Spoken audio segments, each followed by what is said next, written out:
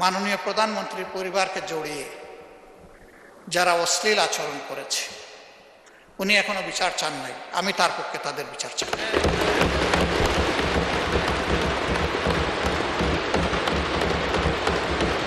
ওনার মেয়ে, আল্লাহ তাআলা আমাকেও দুইটা মেয়ে সন্তান দান করেছেন, আমার মেয়ে। ওনার মেয়ের সম্মান মানে আমার মেয়ের সম্মান, মানে আমাদের মেয়ের সম্মান।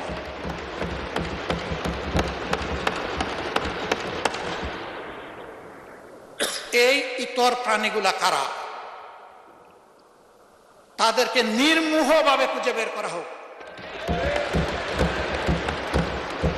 প্রিকনসেপ্ট কোন আইডিয়া থেকে নয়, ব্লেম গেমের জায়গা থেকে নয়, ভেরি ট্রান্সপারেন্টলি এটা বের করে আনা হোক।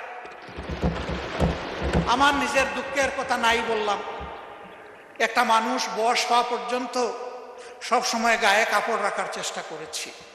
মা বাপ যেটুকু পেরেছেন, আমি এখন যেটুকু পারি সামর্থ্যের আলোকে। তা আমার যে কতবার কাপড় চোপড় খুলে ফেলে, নিজেরটা আমি কারে বল। মাননীয় স্পিকার, কি শিখাচ্ছি, কাদেরকে প্রশ্রয় দিচ্ছি? মনে রাখবেন, আমাদের কেউ যদি এদেরকে প্রশ্রয় দেয়, একদিন এরা আমাদেরও কাপড় নিয়ে টান দেবে। এই নোংরা ধারা বন্ধ হওয়া উচিত।